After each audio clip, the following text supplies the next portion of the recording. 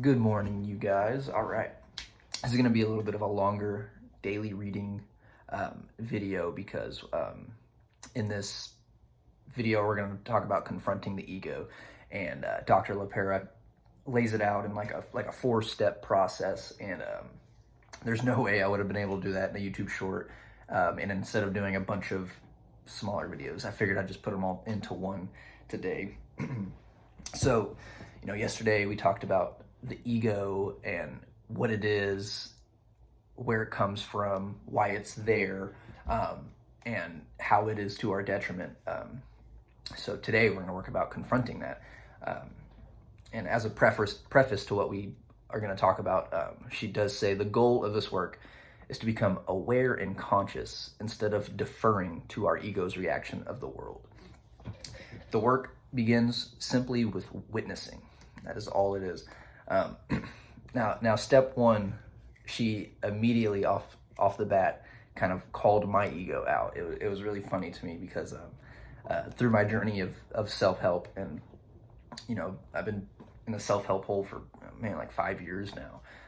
Affirmations come up a lot. Self-affirmations, like daily affirmations, just telling yourself, saying something out loud, putting it out into the air. And I always thought they were kind of silly. I'd never really understood them. I said, how is anything going to physically change just by saying something, saying like I am safe, I am secure, stuff like that. I never really got that, and honestly thought it was kind of silly. And literally word for word, there's a sentence in here that says, your ego might tell you stories about how you shouldn't practice this work because it's too silly. And I was like, oh, wow.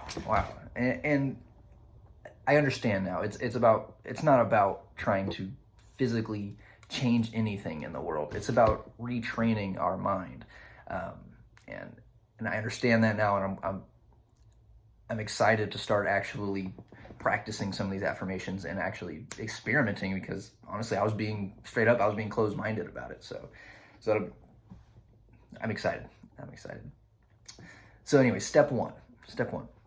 The goal of step one is to see our ego as separate from you and practice being a neutral witness. So she has like a three-step thing. So step one, find a quiet place with no distractions, perhaps where you previously worked on consciousness exercises. 2, close your eyes and take one deep, exaggerated breath. Step 3, repeat the following affirmation. I am safe, and I choose a new way to experience myself as a separate from my ego. Now she does warn us, like the first step seems very simple and fast, and however, she does say it's the hardest. She says the ego does not like to be witnessed, so engaging with it on the initial observation level can be very uncomfy. And I would agree with that. Doing something like that does make me very uncomfortable. But like I said, I get it. I see where she's coming from, and it's all about retraining our mind and our mind's view of ego. That brings us to step 2. Have a friendly encounter with your ego. Now, she uses this exercise. She says, now I want you to start paying attention to what you say after you use the phrase, I am. And I did do this, and it was very eye-opening to me. There are certain things about myself that I see in a positive manner, and then some of the more negative started to come out. And I realized initially the positive came out first, and then later on the negatives. So I don't know. I'm curious as to if that has any say on it. My brain immediately went to positive, and then it went to the negative parts. But yeah, whenever you use those phrases, I am blank, you can start using them as a cue to start noticing patterns that follow. Notice how often you speak about yourself. How many conversations do you steer away to talking about you? Do you avoid discussing your emotions? How negative are the words that follow the phrase I am? All of this is your ego. Your ego is your self-portrayal. It is your self-worth. It is the phrases that follow I am blank, that come from you. That is ego. And we've been repeating these phrases for so long. I mean, like we learned in the last video, Ego is, formed from very, very early childhood and kind of molded throughout lived experiences. And it's just been an entire life process. And, most people wouldn't question any of that. It's just say it is what it is and move on. But, then the more you can repeat these practices, the better. So the I am practices, just becoming aware. That's all it really is. Repetition will prime new pathways in the brain and allow witnessing to come more easily with time. Step 3, this one was also a little bit of a silly one, but this one makes a lot of sense to me. Step 3, straight up name your ego. Naming your ego is a powerful way to separate yourself from that ego and to view it, from more of a third person, see it, and understand that this is not necessarily who we are. Ego is not who we are necessarily, and it definitely is not permanent or something that we have to deal with. It can be changed. So I don't know what I want to name my ego.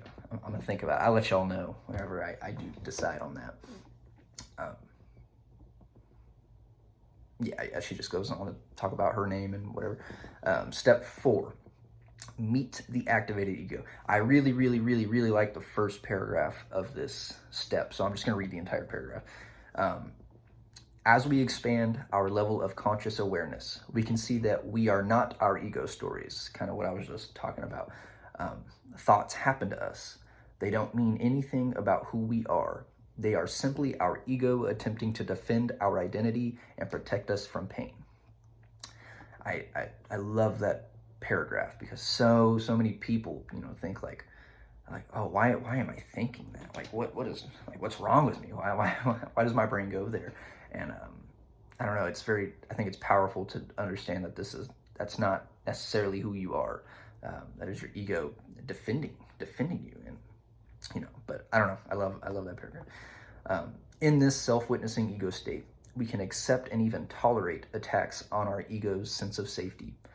The next time you're out in the world and you feel emotionally activated, take note of that experience. This is an extension of the first step. Whenever we were talking about like introducing ourselves to our ego.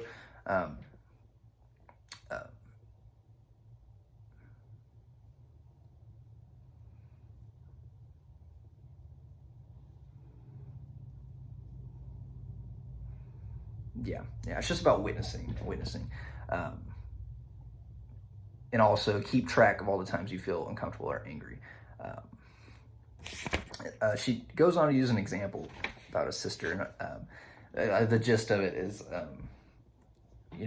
someone comes up to you and says, "You look tired," and to them, like all they meant was like oh, like you look tired. Like they didn't mean anything by it. But to us, a lot of the time, in the example, she says, "Well, of course I look tired. I work 60 hours a week. I'm raising a child. Like, how do you expect me not to look?" And it gets very personal. It gets deep cut. And this one was pretty relatable to me. I see this a lot when it's in that exact scenario. You look tired. I hear that a lot, especially at work. I always see that and hear that. And people, tend to really that's a deep cut, for whatever reason. And it's a kind of a chance to like protrude their problems onto you. Like, well, let me tell you why I look tired, stuff like that. She says one example of a way to handle the sister's comment in the above example is to acknowledge your hurt, but not bury it. You could respond with, "Ouch, that stung. I think I took that way more personally than you intended." Now that's a lot harder to do than it might seem on the surface, especially in the moment whenever you're ready to lay it on this person, like oh, let me tell you, or instead of like, "Hey, I know you didn't mean it that way, but I took that kind of personal." That takes a lot of self-awareness, a lot of discipline, and I mean that's what these exercises are for, to become more self-aware. Yeah. Okay, and then I'll end it with this paragraph. As we navigate the ego in a more empowered way, we can actually have difficult conversations without feeling under threat when we are questioned or challenged. The more we practice this awareness, the more our ego softens, the greater our confidence grows, and the more the ego can settle and integrate. Though these stages are laid out neatly in this chapter, they are far from linear. You will shift into and out of these stages, first progressing and then backsliding. Your ego is always there.